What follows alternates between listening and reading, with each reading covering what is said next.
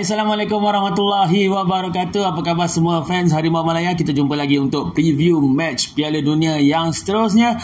Kali ini kita akan bawakan kepada anda perlawanan dari Grup B, melibatkan pasukan yang paling glamour di Malaysia, paling diminati sebab of course semua rakyat Malaysia memang mengikuti rapat English Premier League kan, EPL. So majoritinya memang akan dekat lah dengan tim England. Kalau tak suka pun dia kenal lah semua player, dia mesti ambil tahu punya kan. So perlawanan hari ni adalah melibatkan pasukan England menentang pasukan USA. Wow, dua nama yang agak regular dalam World Cup actually, terutamanya England yang memang pernah jadi juara sekali, USA mungkin belum. Dan tapi perlawanan hari ni akan dijangka sangat sengit. Okay, so kita imbas balik masa perlawanan pertama hari tu, macam mana pencapaian kedua-dua pasukan. England of course dengan gahnya menewaskan pasukan Iran dengan jaringan 6-2. Wow, yang memang boleh katakan berat sebelah lah game, sebab Iran memang belum sampai tahap untuk berlawan dengan England sebenarnya. Tapi apapun usaha yang baik, sebab dia dapat skor 2 juga, yang membuatkan Gareth Southgate, coach England, tak happy sebab perlawanan last tu ada bolos lagi. Dia tak happy. Dia kata sepatutnya perlawanan tu kalau ada clean sheet lagi baik. Apapun positifnya daripada perlawanan tu, daripada 6 gol, gol-gol dijaringkan oleh 5 orang pemain yang berbeza. Walaupun tonggak utama dia, striker utama dia Harry Kane yang diturunkan tidak menjaringkan gol, tapi kita faham sistem permainan England. Harry Kane sendiri pun banyak turun ke bawah untuk collect bola. So walaupun dia tak menyumbang kepada gol, dia menyumbang kepada permainan dan dia ada assist 2. So itu antara kecemerlangan pemain-pemain England dalam tu lah. Dan of course yang dapat spotlight antaranya adalah Bukayo Saka dan juga Jude Bellingham. Dua-dua tersenarai antara 3 pemain termuda untuk England yang menjaringkan gol. Wow, memang hebat. Dan untuk pasukan US pula, dia bermula dengan sangat baik.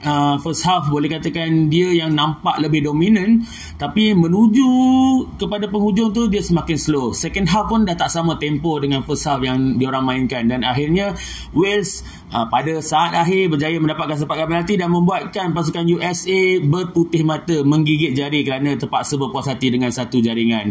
Ini adalah sesuatu yang tak boleh diulangi oleh US, sebab mereka perlu fokus untuk permainan 90 minit. Bagi England pula, pastinya mereka nak gunakan perlawanan ini sebagai lesen terus pas untuk ke peringkat seterusnya, sebab dia risau kalau tak dapat settle dekat perlawanan ni, dia orang perlu berhempas pulas lawan negara serumpun dia orang, iaitu Wales. Dia biasalah kalau macam Malaysia lawan Indonesia, Malaysia lawan Singapura, dia punya tradition tu lain sikit.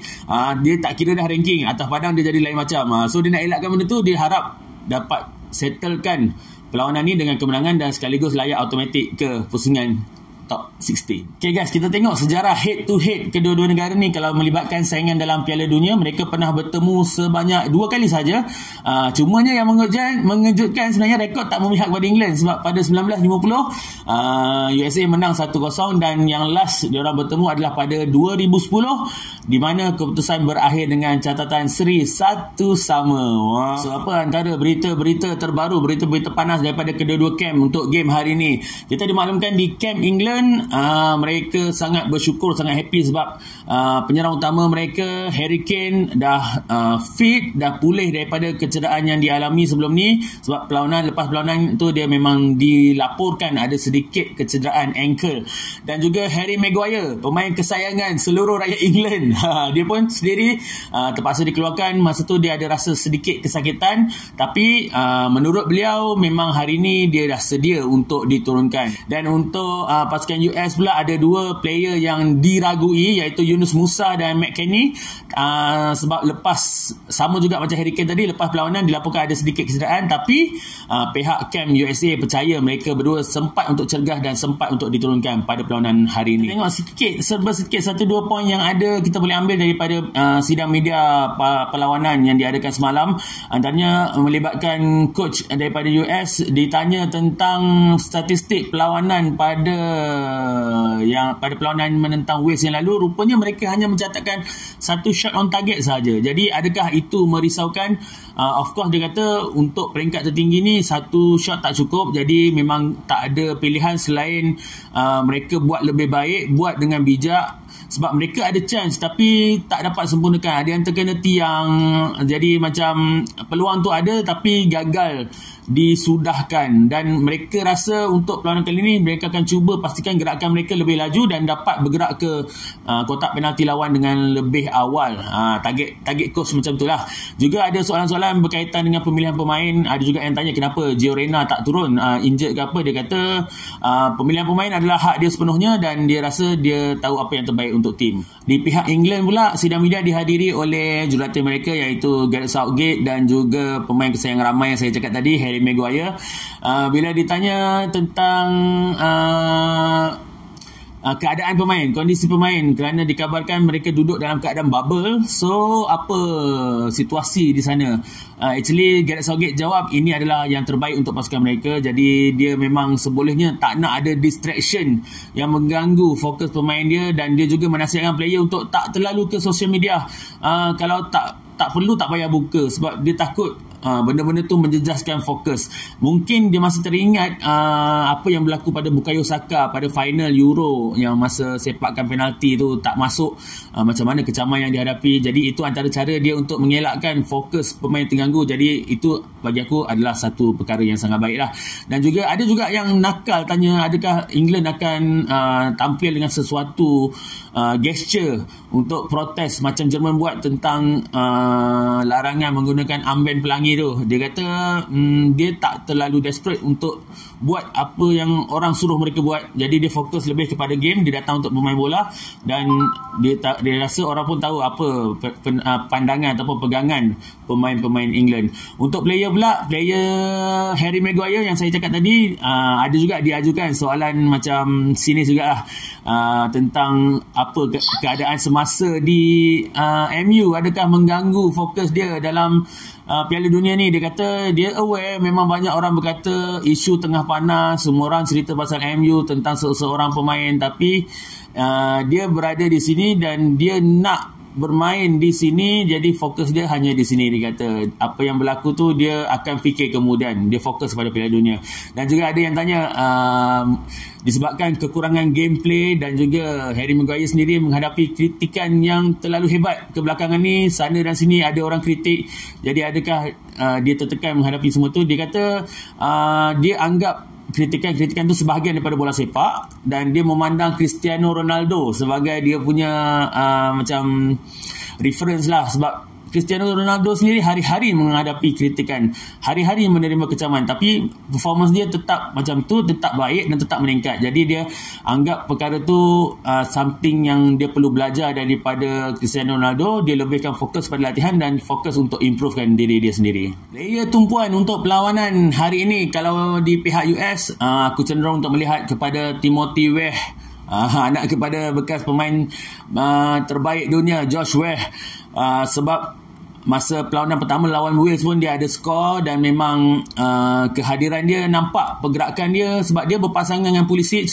nampak dia memainkan peranan dia yang baik lah di belakang striker, sebab pergerakan dia banyak membantu membuka ruang kepada player lain untuk hantar bola. Dia juga membantu untuk create chance juga, walaupun pada perlawanan menentang Wales tak banyak chance yang dapat dicipta, tapi memang kehadirannya dapat dirasai. Dalam sidang media semalam juga, pemain yang dibawa iaitu Tyler Adam menjelaskan macam mana kehadiran Timothy dalam pasukan ini membawa satu aura baru.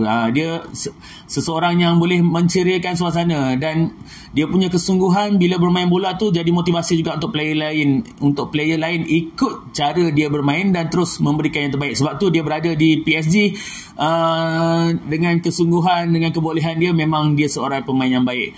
Ditambah dengan coach daripada US juga, dia kata apa yang kehebatan Timothy Weah ni adalah karakter dia. Karakter dia membuatkan atmosfera dalam bilik latihan tu happy, suasana hidup dan orang senang dengan dia. Jadi suasana bila berlatih tu nampak ceria, semuanya kuranglah stres dia. Bagi England pula, aku rasa pemain yang perlu diberi perhatian of course adalah Bukayo Saka.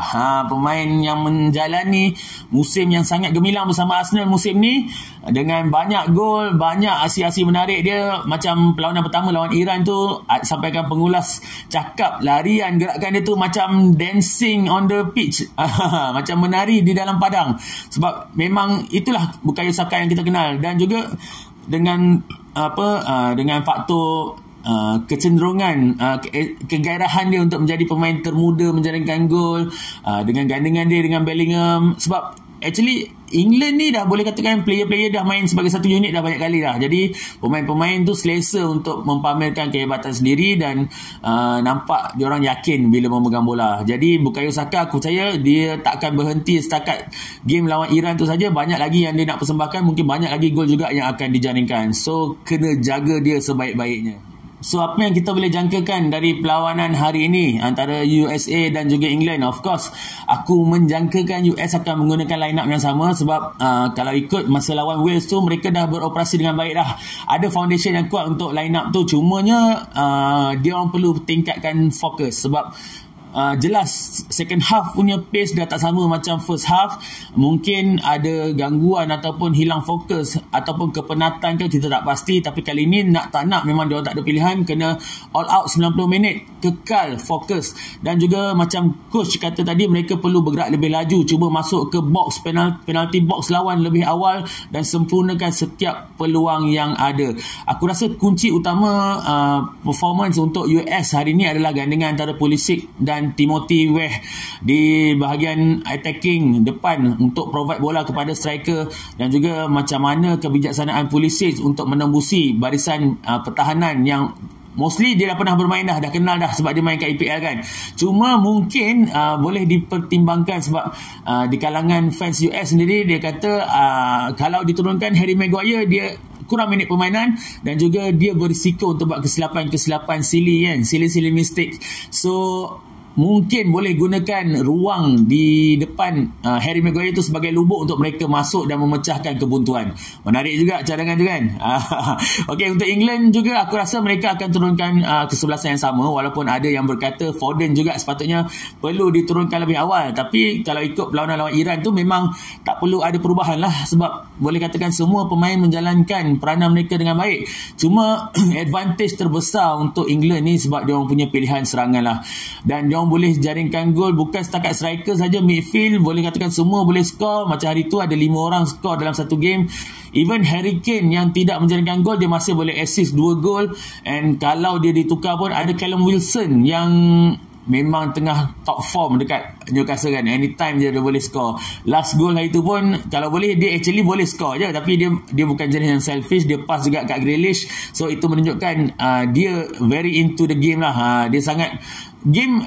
England memang unik, macam aku cakap tadi, dia dah selalu bermain bersama. So memang ini masanya untuk England untuk cipta sesuatu. Aku percaya inilah masa dia untuk mereka buat something. Sebab kalau ikut rekod kejohanan-kejohanan yang baru lepas ni, semuanya dah seakan hampir. Kalau last World Cup dia orang sampai semi-final, Euro dia orang sampai final tapi kalah kepada Itali, dan mungkin inilah masa yang paling sesuai untuk England. Jadi merangkumi semua tu, aku rasa England ada kelebihan berbanding pasukan US hari ni.